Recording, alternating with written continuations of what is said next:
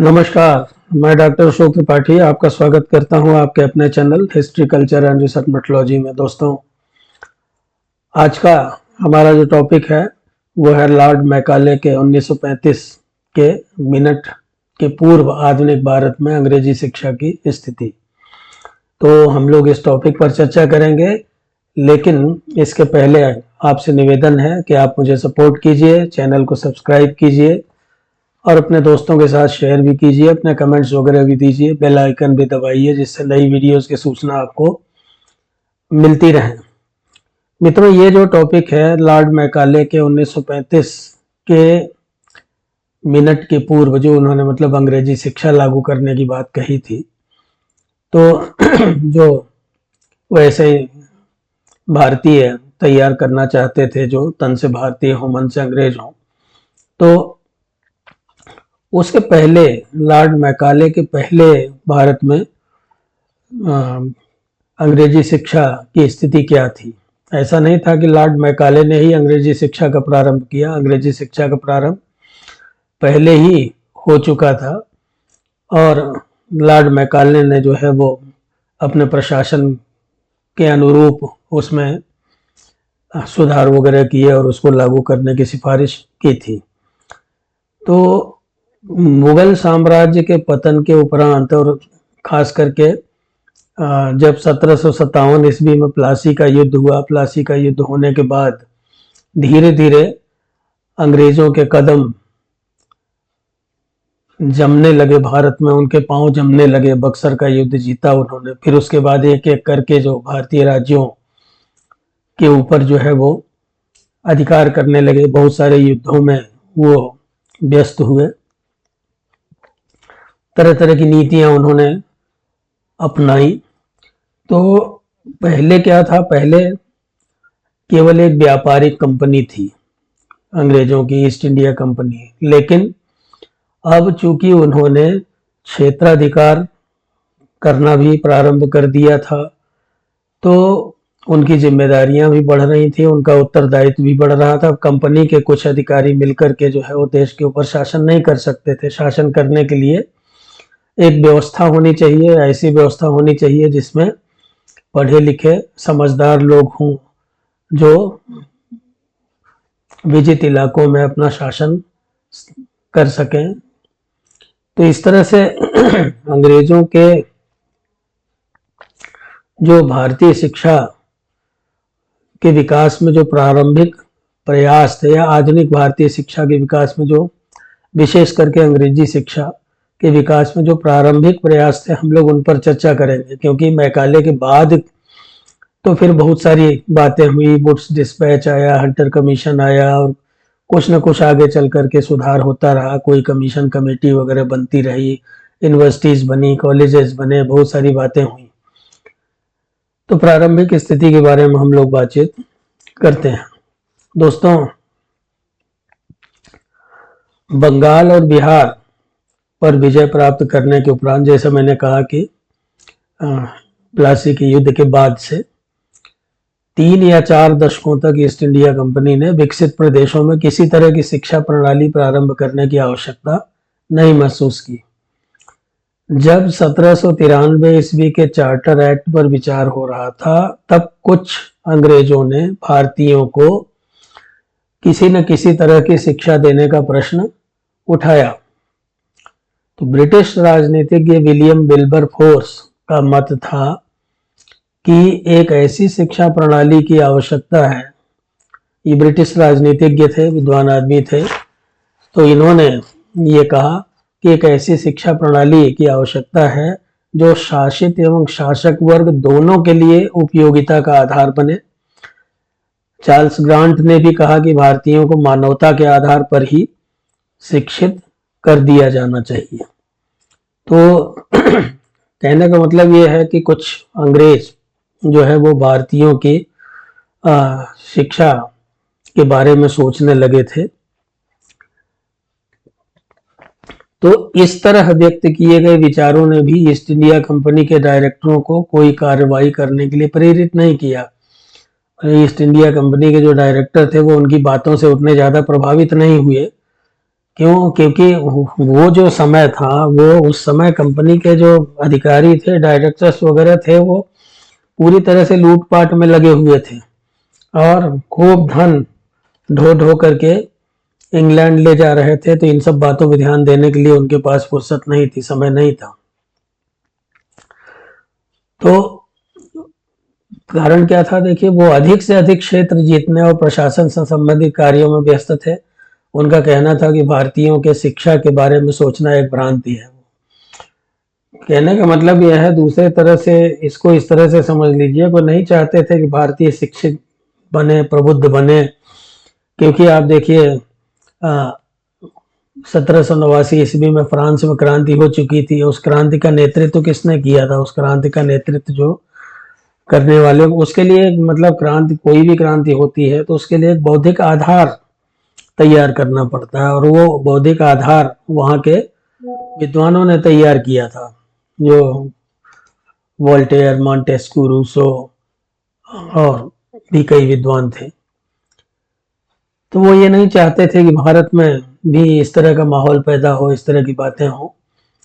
तो इसीलिए वो कहते थे कि भारतीयों की शिक्षा के बारे में सोचना एक भ्रांति है। भारत में आधुनिक शिक्षा के प्रसार का श्रेय ईसाई मिशनरियों, ब्रिटिश सरकार एवं प्रगतिशील भारतीयों को दिया जा सकता है।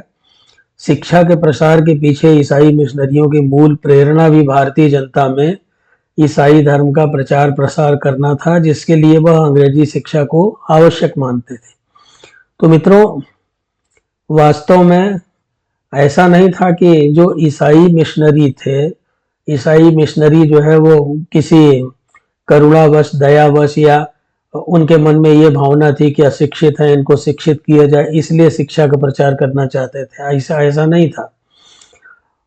वास्तव में ईसाई मिशनरी वो ये चाहते थे कि अंग्रेजी शिक्षा प्राप्त करने के बाद हो सकता है कि वो हमारे धर्म की ओर आकर्षित हों और अपने आप को ईसाई धर्म में परिवर्तित करने में उन्हें कष्ट न हो, यानी कि वो अपना धर्म परिवर्तन आसानी से कर सकेंगे।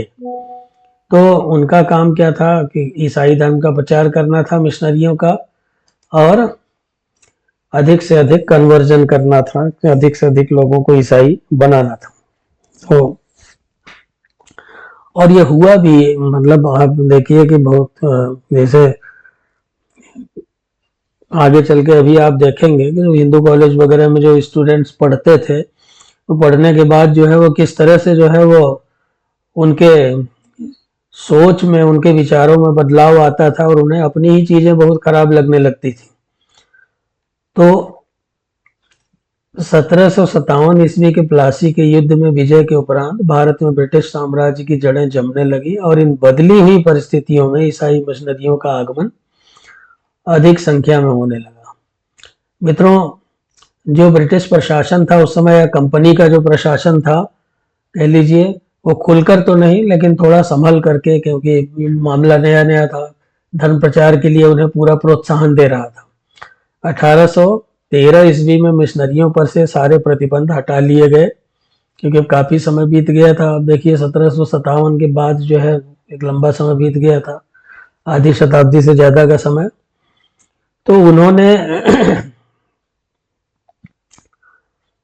उच्च वर्ग को अपने निशाने पर लिया, तथा उन्हें लगा कि अंग्रेजी शिक्षा के माध्यम से वे उनका मन बदल सकते हैं और उन्हें ईसाई बना सकते हैं। अतः मिशनरियों ने देश के अनेक भागों में अंग्रेजी माध्यम के स्कूलों और कॉलेजों की स्थापना की।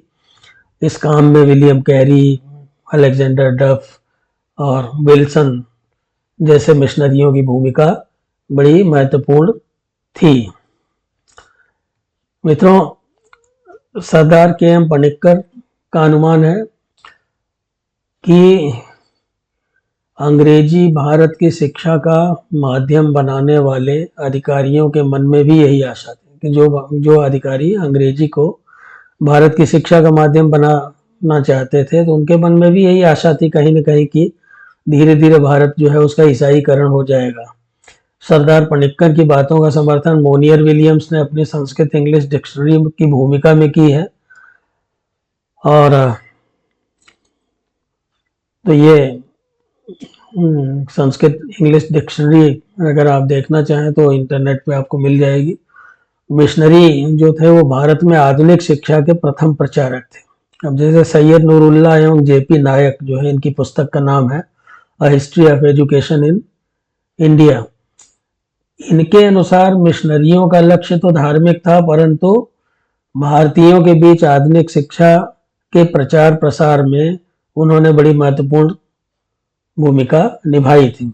ठीक है, ये कहते हैं नूरुल्लाह और जेपी नायक की मिशनरी जो थे वो धर्म प्रचार के लिए आए थे और ज़्यादा से ज़्यादा लोगों को ईसाई बनाना चाहते थे। फिर भी शिक्षा के प्रसार में उनके योगदान को नकारा नहीं जा सकता। उन्होंने भारत में आधुनिक शिक्षा के प्रसार में महत्वपूर्ण भूमिका निभाई। और जब 18वीं शताब्दी समाप्त हुई तो राजनीतिक स्तर पर अंग्रेजों का भारत के साथ संपर्क लगभग आधी सदी तक पूर्ण हो चुका था और साम्राज्य का लगातार विस्तार हो रहा था। प्रतिभाशाली भारतीयों को अपने शासकों की भाषा सीखना लाभकारी प्रतीत हुआ। और खास करके बंगाल वगैरह में आप देखें, बंगाल में चूंकि अंग्रेजों का जो शासन था वो पहले बंगाल में ही स्थापित हुआ, बंगाल बिहार वगैरह में, वहाँ उनका प्रभाव था पूर्वी भारत में। तो वहाँ के जो नवयुवक थे वो अंग्रेजी भाषा सीखने में बड़ी रुचि दिखा रहे थे। तो इस तरह बुद्धिमान ब्रिटिश प्रशासकों को भी कुछ भारतीय अंग्रेजों को अच्छी शिक्षा देने की आवश्यकता महसूस हुई। और तो इनमें जो है वो किसी भी तरह की सरकारी या गैर सरकारी शिक्षण संस्थाएं उपयोगी कार्य कर सकती थी, ऐसा उनका भी सोचना था।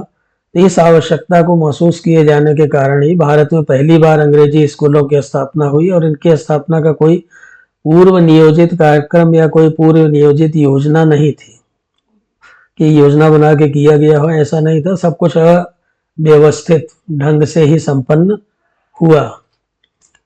तो इस समय की एक महत्वपूर्ण घटना का उल्लेख करना यहाँ आवश्यक होगा। जब विभिन्न क्षेत्रों में शिक्षा की आवश्यकता समझी गई तो सरकार ने इस संबंध में एक उल्लेखनीय पहला कदम उठाया। 1813 ईस्वी में जब कंपनी के चार्टर का नवीनीकरण हुआ तो उसमें शिक्षा संबंधी एक धारा भी जोड़ दी गई। मित्रों, गवर्नर जनरल और उसकी परिषद के सदस्यों को भी ऐसा महसूस हुआ कि विविध क्षेत्रों से सैनिक, नागरिक एवं व्यावसायिक खर्च और ऋण का ब्याज घटा देने के बाद पट्टे, राजस्व और मुनाफे की जो बची हुई रकम होगी उससे प्रतिवर्ष कम से कम 1 लाख रुपए की कुल रकम साहित्य के पुनरुत्थान और सुधार तथा पढ़े लिखे भारतीयों को प्रोत्साहन देने और भारत में ब्रिटिश क्षेत्र में रहने वाले लोगों को विज्ञान के विषय में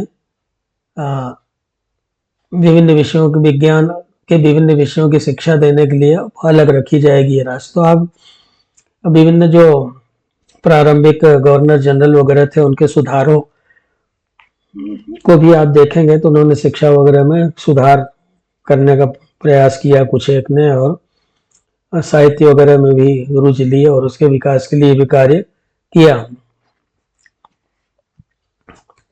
मित्रों, तो उपरोक्त कार्यों के लिए Fort William, Fort Saint George या मुंबई प्रेसिडेंसी अथवा भारत के ब्रिटिश प्रदेशों के किसी भाग में इस एक्ट के अधीन स्कूल, सार्वजनिक व्याख्यान संस्थाएं या अन्य संस्थाएं खोली जाएंगी। इस तरह का निर्णय लिया गया। इनका संचालन उन सभी नियमों के अनुसार होगा जो गवर्नर और उनकी परिषद समय समय पर बनाएंगे। लेकिन ऐसे स्कूलों, व्याख्यान संस्थाओं और अन्य संस्थाओं में सभी नियुक्तियां सदैव सरकार की सत्ता के अधीन की जाएगी, यानी कि सरकार का नियंत्रण उनके ऊपर रहेगा। तो अंग्रेजों ने शिक्षा की ओर ध्यान इसलिए दिया क्योंकि उनकी राजनीतिक, प्रशासनिक व आर्थिक आवश्यकताएं भी थीं जिनके लिए शिक्षा व्यवस्था में परिवर्तन करना आवश्यक था।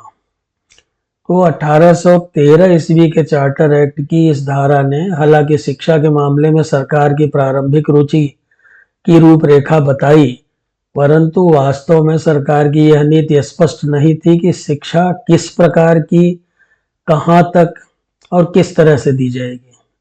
किस प्रकार की शिक्षा, यानी कि वो उनको प्रशासन वगैरह के में काम आने के लिए जो आवश्यक बातें हैं वो सब चीज़ें सिखाई जाएं, और कहाँ तक शिक्षा दी जाए, प्राइमरी लेवल या high school level, intermediate level. कहने का मतलब यह है कि कहाँ से कहाँ तक दी जाए और किस तरह से दी जाए शिक्षा, उसका माध्यम क्या होगा, कौन इंस्ट्रक्टर्स वगैरह होंगे। तो इसका मतलब यह भी हो सकता था कि प्राच्य विद्या अध्ययन को प्रोत्साहन दिया जाएगा, जैसे कि प्रारंभ में उन्होंने जो है वर्नाकुलर इंस्टीट्यूशंस पे ही ध्यान दिया था। तो इसमें कुछ ऐसा नहीं कहा गया था कि कोई नई प्रणाली प्रारंभ की जाएगी। इससे भी अधिक आश्चर्य की बात यह थी कि चार्टर के उद्देश्य को कार्यरूप देने के लिए कोई कदम नहीं उठाए गए, और सब संबद्ध लोग इस बात के बारे में अनिश्चित थे कि राशि का सही उपयोग कैसे किया जाए, जो इसमें कुछ 1 लाख रुपए लगभग रखा गया था। तो 1 दशक तक सरकार की नीति अस्पष्ट ही बनी रही। 1823 ईस्वी में एक सार्वजनिक शिक्षा समिति इस मामले के अध्ययन के लिए नियुक्त की गई, और जब इस समिति ने काम करना प्रारंभ किया तो इसका मुख्य रूप से ध्यान संस्कृत कॉलेज के माध्यम से प्राच्य विद्या अध्ययन को प्रोत्साहन देने की ओर था। परंतु इस बीच नए नए कॉलेज और स्कूल नई प्रणालियों और उद्देश्यों को लेकर खुल गए, और इनकी संख्या तो बहुत अधिक तो नहीं थी, किंतु जिस नवीनता का वे प्रतिनिधित्व कर रहे थे वह आकर्षक था और लाभकारी सिद्ध हो रहा था। मित्रों, 1800 ईस्वी में गवर्नर जनरल लॉर्ड वेलेस्ली ने कोलकाता में प्रसिद्ध फोर्ट विलियम कॉलेज की स्थापना की। इसका उद्देश्य भारतीयों को शिक्षित करना नहीं था, बल्कि जो अंग्रेज अधिकारी भारत में आते थे उन युवा अंग्रेजों को प्रशिक्षित करना था। उन लोगों को इस देश की भाषा, साहित्य का काफ़ी मात्रा में ज्ञान दिलाने के लिए आवश्यकता थी, जिससे वह अच्छे प्रशासक बन सकें। कहने का मतलब यह है कि जो नए अधिकारी भारत में आते थे तो भारत के बारे में उनको जानकारी दी जाती थी, भारत की भाषा के बारे में, यहाँ की संस्कृति के बारे में, यहाँ के रीति रिवाजों के बारे में, यहाँ के इतिहास के बारे में, यहाँ की राजनीति के बारे में, यहाँ की जो पहले की प्रशासनिक व्यवस्था वगैरह थी उनके बारे में। तो कुल मिला करके जब ये बातें वो सीख जाते थे तो सीखने के बाद फिर वो आगे चल करके भारत में घुलने मिलने में, यहाँ के वातावरण में अपने आप को एडजस्ट करने में उनको आसानी होती थी। तो चूंकि इस कॉलेज में भारतीय भाषाएं पढ़ाई जाती थी, इसलिए भारतीय प्रशिक्षार्थी भी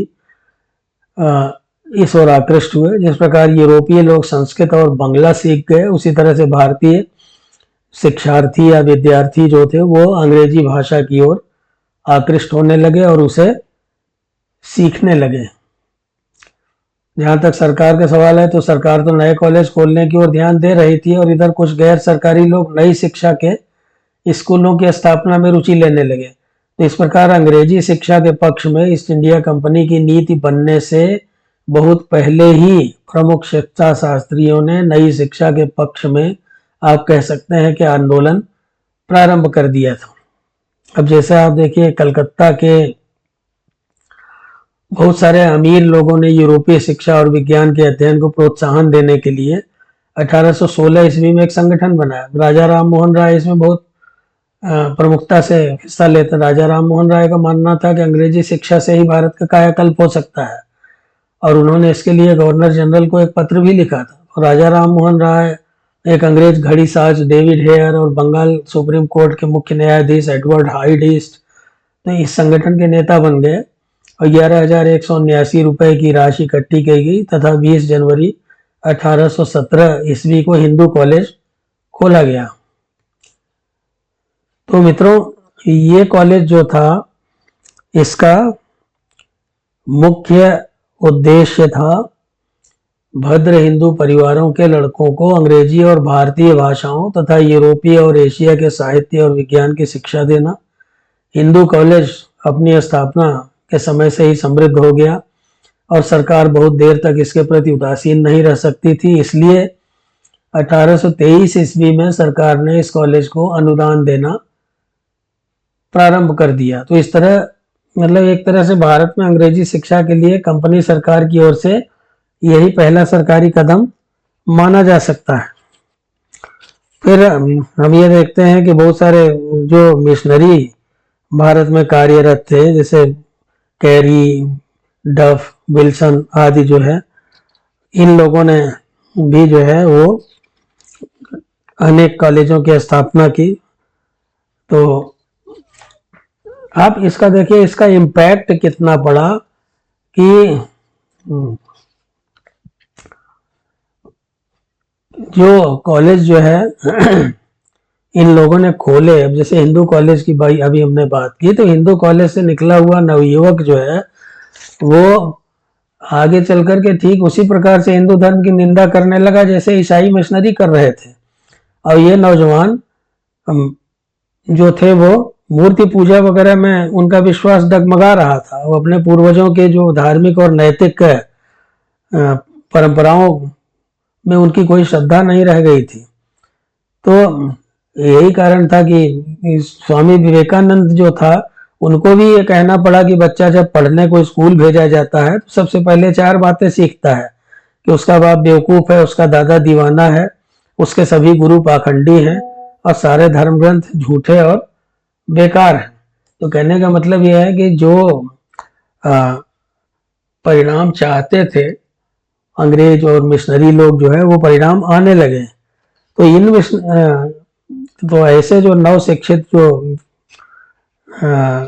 नवयुवक थे, उनको देख करके, उनकी गतिविधियों को देख करके मिशनरियों को ये उम्मीद बंध गई थी कि अब वो दिन दूर नहीं कि भारत जो है वो उसका ईसाईकरण हो जाएगा, यहाँ धर्म परिवर्तन बहुत तेजी से होगा।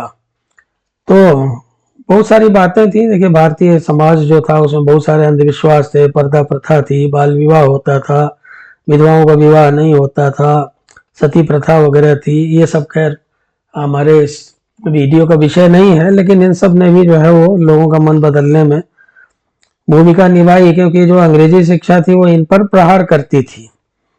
तो मित्रों, इसी तरह से सेरामपुर के मिशनरियों ने 1818 ईस्वी में बैप्टिस्ट मिशन कॉलेज की स्थापना की और इसी साल कोलकाता के प्रथम बिशप रेवरेंड डॉक्टर मिडल्टन ने कोलकाता में एक मिशनरी कॉलेज खोला जो बिशप कॉलेज के नाम से प्रसिद्ध हुआ। तो इसका लक्ष्य तो भारतीय क्रिश्चियनों के मिशनरी गतिविधियों को अनुशासन और प्रशिक्षण देना था, लेकिन साथ ही साथ इसने अंग्रेजी शिक्षा के लिए हिंदुओं और मुसलमानों के लिए भी द्वार खोल दिए। 1822 ईस्वी में राजा राममोहन राय ने कोलकाता के कार्नवालिस स्क्वायर में के पास एक हिंदू स्कूल खोला जो बाद में इंडियन एकेडमी के नाम से प्रसिद्ध हुआ। बंगाल के कई स्थानों जैसे बारिसाल, वर्तमान ढाका, हुगली, मिदनापुर और मुर्शिदाबाद आदि में धीरे धीरे नई शिक्षा के स्कूल खुले। बंगाल से बाहर इलाहाबाद, आगरा और दिल्ली में भी अंग्रेजी स्कूल खोले गए। 19वीं शताब्दी के दूसरे दशक में बड़े नगरों के जिम्मेदार लोग कई कारणों से शिक्षा के पक्ष में थे। यहाँ तक कि कोलकाता, बनारस, आगरा और दिल्ली के संस्कृत कॉलेजों की प्रबंधन समितियों ने भी अपने अपने कॉलेजों में अंग्रेजी की कक्षाएं चलाने पर बल दिया। तो अंततः सरकार ने या तो इन्हीं कॉलेजों में अंग्रेजी की कक्षाएं प्रारंभ कर दी अथवा उनके साथ ही अंग्रेजी के छोटे छोटे स्कूल खोले गए। मुंबई के सामाजिक क्षेत्र के कुछ प्रगतिशील सदस्यों ने कोलकाता के हिंदू कॉलेज की तरह अपने नगर में एक कॉलेज की मांग की। अब देखिए, आपने इनका नाम सुना ही होगा, एल्फिंस्टन का। तो मुंबई के विख्यात गवर्नर माउंट स्टुअर्ट एल्फिंस्टन ये वास्तव में देशी भाषा की शिक्षा के दृढ़ समर्थक थे, परंतु 1827 ईस्वी में उनके रिटायर होने पर उनके प्रशंसकों ने कुछ धनराशि एकत्रित कर एल्फिंस्टन कॉलेज की स्थापना की, जिसमें अंग्रेजी माध्यम से कक्षाएं चलती थी।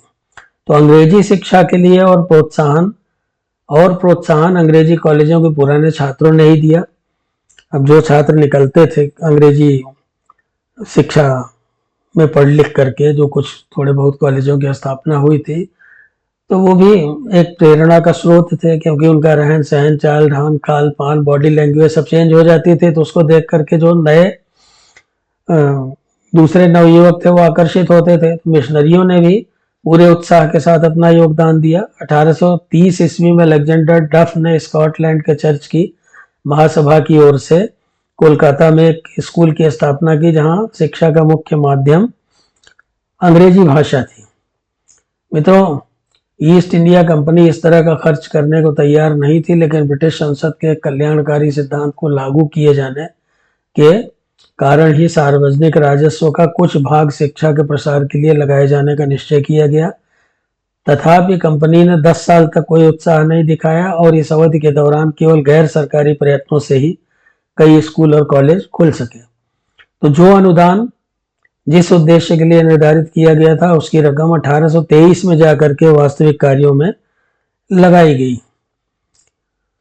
उसी साल जन शिक्षा महासमिति की नियुक्ति सरकार ने फोर्ट विलियम प्रेसिडेंसी के अधीन जन शिक्षा स्थिति की जानकारी प्राप्त करने, समय समय पर सरकार को जनता की शिक्षा में सुधार लाने के लिए उचित उपाय सुझाने, लोगों को विज्ञान और यूरोप की कलाओं का लाभकारी ज्ञान दिलाने तथा उनके नैतिक स्तर में सुधार लाने के लिए एच विल्सन इस महासमिति का सचिव बने और इसमें 10 सदस्य थे। निर्धारित लक्ष्य को प्राप्त करने के लिए समिति को 1 लाख का वार्षिक अनुदान दिया गया। तो इस प्रकार मैकाले के आगमन के पूर्व भी भारत में अंग्रेजी शिक्षा के लिए प्रयास जारी था। उसमें कुछ हद तक सफलता भी मिल रही थी। अब जैसे LSS ओमैली जो है, जिन्होंने भारत में बहुत काम किया है, गजेटियर्स वगैरह भी बनाए हैं, तो इनकी एक पुस्तक है modern India and the West, a study of interaction of their civilisation. तो इसमें जो है मुख्य रूप से भारत पर पाश्चात्य संस्कृति का क्या प्रभाव पड़ा, उस पर विचार विमर्श किया गया है इस पुस्तक में।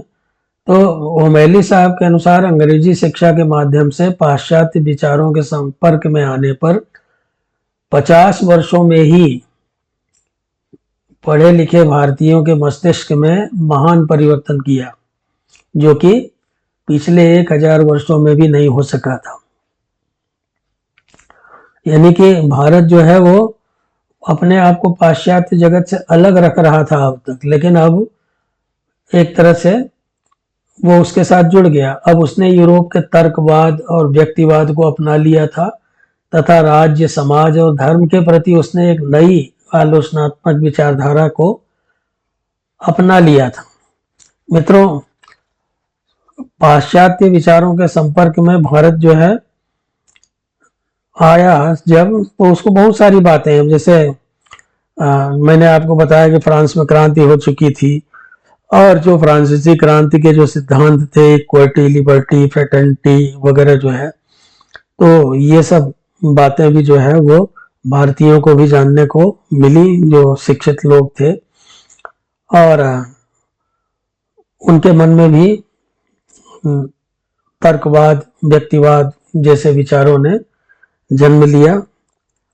तो इसके अलावा साथ ही साथ सबसे बड़ा जो प्रभाव पड़ा था वो ये था कि जो मध्ययुग में व्याप्त परंपराओं, अंधविश्वासों, रूढ़ियों से जो है उन्होंने अपने आप को मुक्त करने का प्रयास किया।